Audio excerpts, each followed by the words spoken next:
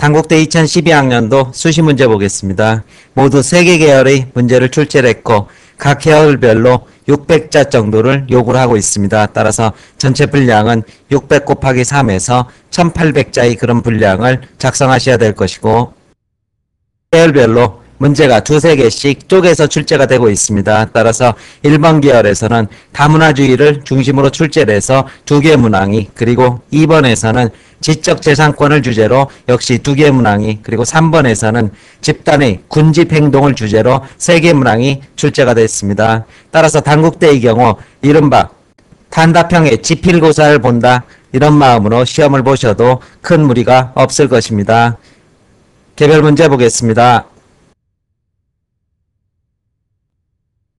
문제 1번에서는 다문화 사회에 대한 정책적 입장을 주제로 해서 첫 번째 문제에서는 가와나의 내용을 비교 설명하라, 이렇게 요구를 하고 있습니다. 이 두 개는 서로 다른 다문화 사회의 전개 양상을 보여주는 글이 될 것이고, 문제 2번에서는 이를 활용해서 다해 서술된 현상, 즉 한국 사회 다문화주의가 왜 일방적인 동화주의로 가고 있는지 설명하고 비판하라, 이런 요구를 하고 있습니다. 제시문의 키워드 정리해 보겠습니다. 일단 제시문 가에 대해서는 문화의 다양성과 다문화주의, 이렇게 압축될 수 있을 것이고, 구체적으로 다문화주의는 새로운 문화에 적응하기 어려운 이민자들에 대해서 그들의 고유 문화를 인정하면서 정착을 돕는 것, 이렇게 정의를 내릴 수 있을 것입니다. 따라서 이것은 사회적 갈등을 줄이고, 그리고 사회적 통합의 효과, 그리고 장기적으로는 사회의 안정적인 발전을 가능하게 하는 원동력이 된다. 다만 단기적으로는 다양한 문화가 병존하면서 혼란의 가능성을 내포한다. 이것이 다문화주의가 될 것이고, 제시문 나에서는 문화통화주의에 대해서 설명을 하고 있습니다. 이러한 통화주의는 다문화주의와 상반되는 개념으로 이민자들이 거주하는 국가의 기존 문화에 통화하여 하나의 가치를 공유하게 하는 것, 이렇게 정의를 내릴 수 있을 것입니다. 따라서 이것은 흔히 용광로라는 개념으로 비유되는데, 무엇보다도 동화주의는 사회 효율성을 높일 수 있다, 즉 하나의 가치로 통합함으로써 효율성을 높일 수 있다, 이것이 순기능으로 반드시 답안에 포함되어 있어야 될 것입니다. 1번에 1번 답안 정리해 보겠습니다. 따라서 1번에 대해서는 다문화주의는 국내로 유입되는 다양한 문화를 인정하고 교류, 포용하는 것을 말한다. 유럽의 경우 이민자들이 적응 문제로 고유의 문화를 적극 지원해주는 다문화주의에 기반한 정책이 시행되었다. 이는 이민자 후속 세대가 부모 세대와의 갈등을 극복하고 고유 문화에 대한 자긍심을 고취하여 장기적으로 사회를 발전시킬 수 있다는 입장이다. 반면 동화주의는 이민자들이 거주국의 기존 문화의 가치를 받아들이도록 강제하는 것으로 미국의 용광로 이론이 대표적이다. 동화주의는 경제적인 효율성 측면에서 유리하고 사회적 자본을 축적하는 데는 도움이 된다. 이상의 두 개념은 다문화 사회를 설명하는 두 가지 상반된 관점으로 문화적 다양성의 증진과 경제적인 효율성의 측면에서 다문화를 바라보는 차이를 보여주고 있다. 간단한 요약으로 매듭을 하고 있습니다. 이제 제시문 다에는 한국의 다문화 현상에 관한 글이 출제가 되어 있는데, 이 글에서는 국내에 정착한 이민자들을 위해 다양한 다문화 관련 캠페인과 정책적 지원이 이루어지는 것은 좋지만 이것의 본질이 한국 문화에 강제적으로 동화시키기 위한 것들이 대부분을 차지한다며 우려와 경계의 목소리를 담고 있습니다. 그런데 문제에서는 다의 필자의 입장이 아니라 다의 서술된 현상, 즉 동화주의에 대한 현상을 설명하고 비판하라, 이런 요구를 하고 있는 만큼 비판에 주력해서 한국의 동화주의에 대한 역시 경계의 글을 작성을 하셔야 될 것입니다. 따라서 1-2에 대해서는 우리나라의 결혼 이주 여성이나 외국인 노동자들이 증가하면서 이들에 대한 배려가 필요한 현실이다. 하지만 국내에서 이루어지는 다문화 관련 정책과 사회적인 현실은 이들을 한국 문화에 동화시키기 위한 측면에 초점을 맞춰 이루어지고 있다. 동화주의는 사회를 통합하고 경제적 효율성을 강조하는 면에서는 장점이 될 수 있다. 하지만 사회 문화를 일방적으로 강요하는 동화주의 시각은 교류 혁신 창조성의 근원이 되는 문화적 다양성을 존중하지 않는다는 점에서 비판할 수 있다. 따라서 전반부 분석과 그리고 이것에 대한 비판의 매듭, 이러한 답안 작성을 해주셔야 될 것입니다. 문제 2번 보겠습니다. 문제 2번에서는 지적재산권 제도와 관련해서 역시 600자를 출제를 했습니다. 전반부 400자는 가나다라를 분류하라, 그리고 나머지 200자는 제시문의 논지를 활용해서 하나의 현상에 대한 평가, 적용 서술을 하라, 이런 요구를 하고 있습니다. 따라서 가나다라의 키워드 먼저 점검을 해보겠습니다. 일단 재심은 가와 다는 지적재산권 제도가 필요하다는 입장으로 재심은 가에서는 정부와 같은 지적재산의 사용이나 복제 또는 모방을 허용한다면 단기적으로는 사회 전체 이익이 높아지겠지만 장기적으로는 창의성이 저해되면서 이익이 오히려 감소한다. 이러한 지적을 하고 있습니다. 재심은 다에서도 소유권을 인정함으로써 이윤 창출에 의해서 자신이 보상을 받게 될 때 의욕이 자극되면서 결국 전체적인 문화발전의 목적을 달성할 수 있다. 이러한 입장을 제시를 하고 있고 나와라에서는 그러한 제도의 도입이 필요하지 않다는 입장 이렇게 정리할 수 있을 것입니다. 재심은 라에서는 지적 산물의 가치는 한 사람이나 소집단의 작업에 의한 것이 아니라 사회적인 산물이고 모든 지적인 업적은 수많은 사람들이 이전에 남긴 업적 없이는 생각할 수 없는 만큼 특정인이 그것을 소유할 수 없다. 이러한 주장을 하고 있고 재심은 라에서는 위키백과를 토대로 집단지성이 가지고 있는 획기적인 결과물을 구체적인 사례를 통해서 설명을 하고 있습니다.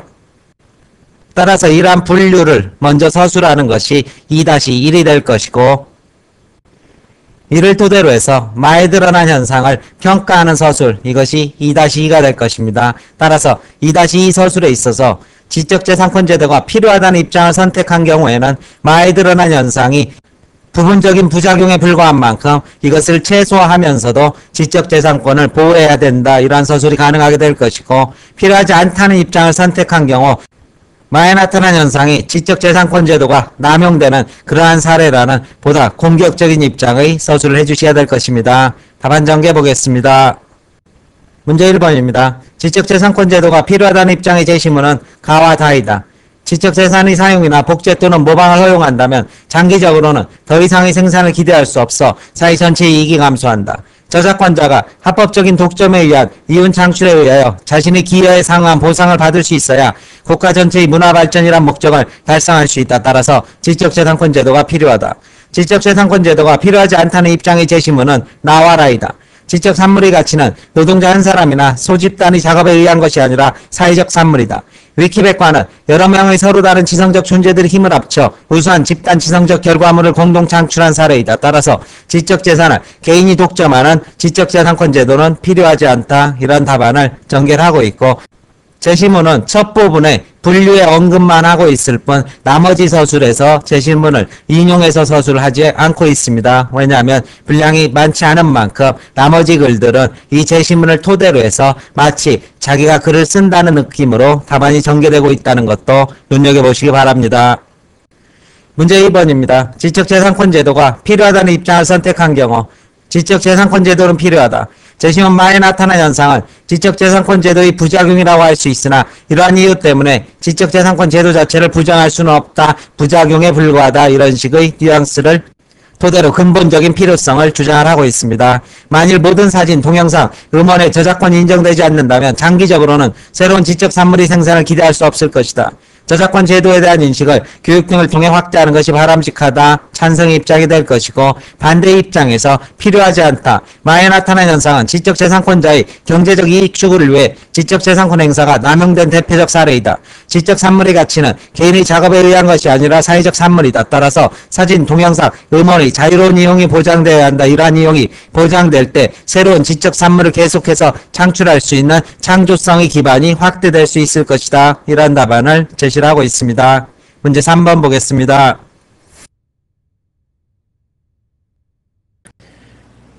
문제 3번에서는 군집행동을 주제로 출제를 했고 첫 번째 문항에서는 제시문 가나다를 토대로 해서 이러한 현상이 일어나는 원인을 설명하라 이런 요구를 하고 있습니다. 그리고 두 번째 문제에서는 이러한 원인을 토대로 소셜 커머스 업체들이 왜 그러한 행태를 보이는지에 대해서 분석, 적용해 설명을 할 것이고 문제 3번에서는 조금 더 확대해서 공직선거법의 여론조사 공표와 관련된 이러한 법안이 타당성에 대해서 자신의 견해를 서술하라 이런 요구를 하고 있습니다. 먼저 제시문 가나다의 키워드 확인하겠습니다. 먼저 제시문 가에서는 군집행동의 개념에 대해서 설명을 하고 난 뒤 이 같은 현상이 일어나는 이유에 대해서 정부의 부족에 기인한 전문가의 추종현상 이렇게 제시를 하고 있습니다. 따라서 이 부분이 키워드가 될 것이고 재심은 나에서는 밴드웨건 효과를 설명하면서 이것이 발생하는 이유에 대해서는 심리적 동조 현상, 즉 다른 사람이 행동해서 정보를 얻는 현상이다. 역시 이것이 키워드가 될 것입니다. 나아가서 이러한 밴드웨건 효과는 문항 2번과 그리고 3번에도 적용이 돼야 할 것인데, 문항 2번에서는 밴드웨건 효과에 따른 상품 수요에서의 쏠림 가능성, 그리고 문항 3번에서는 선거에서 표의 쏠림 가능성이라는 이러한 분석의 기반이 될 것입니다. 재심은 다에서는 네트워크, 외부 효과의 개념을 설명을 하고 난 뒤 구체적인 사례를 통해서 양의 피드백의 가능성을 제시를 하고 있습니다. 답안 전개해 보겠습니다. 문제 1번에 대해서는 제시문들은 개인 행동을 선택할 때 남들의 행동을 고려하여 그와 동일한 행동을 취하는 현상, 즉 군집 행동을 공통적으로 보여준다. 이 현상이 발생하는 원인은 다음과 같다. 첫째, 정보의 부족으로 인해서 스스로의 판단에 불안한 경우이다. 제시문 가가 될 것이고, 둘째, 주위 사람과 다르게 보이는 것을 피하기 위해 다른 사람의 생각에 의존하여 선택하고 행동하는 심리적인 동조 현상도 그 원인이 될 것이다. 제시문 나가 될 것이고, 셋째, 다른 사람들이 많이 사용하는 재화를 구매할 때 그 재화로부터 얻는 가치가 더 커지는 네트워크 외부 효과도 작용하게 된다. 제시문 다가 될 것입니다. 문제 2번에 대해서는 소셜 커머스 업체들이 구매 후기나 판매 수량을 조작한 이유는 거짓 정보를 통해 소비자들의 군집 행동이나 밴드웨건 효과를 유도하여 상품 판매를 늘리기 위해서이다. 이는 상품에 대한 정보가 부족한 경우 다수의 다른 소비자들이 해당 상품을 많이 구매했다는 것을 알게 되면 소비자가 그 상품을 구매할 가능성이 크기 때문이다. 이러한 답안을 제시를 하고 있습니다. 문제 3번의 경우 정당하다고 생각하는 경우나 부당하다고 생각하는 경우 모두 여론조사 결과 공표를 금지하는 이유는 밴드웨건에 따라 투표자들의 진위가 왜곡되는 것을 방지하기 위한 것이다. 마찬가지로 여기에도 동일한 내용이 서술이 돼야 될 것입니다. 왜 이러한 법안을 만들었는지 그 이유를 설명하고, 그리고 이에 대한 자신의 견해는 짧게 한 문장만 덧붙이면 될 것입니다. 선거에는 개별 투표자의 진위가 반영되는 것이 바람직하므로 밴드웨건 효과 등에 의해 투표자들의 진위가 왜곡되는 것을 방지할 필요가 있다. 이러한 서술도 가능할 것이고, 그러나 이는 국민의 알 권리를 지나치게 제한하고 국민의 자유로운 여론 현상을 저해한다는 문제점이 있어 부당하다. 이러한 서술도 역시 가능하게 될 것입니다. 따라서 이러한 법안의 입법 취지를 먼저 서술을 한 뒤 자신의 주장을 간단한 근거와 함께 서술해 주시면 문제 3번의 답안이 완성될 것입니다. 설명 마칩니다.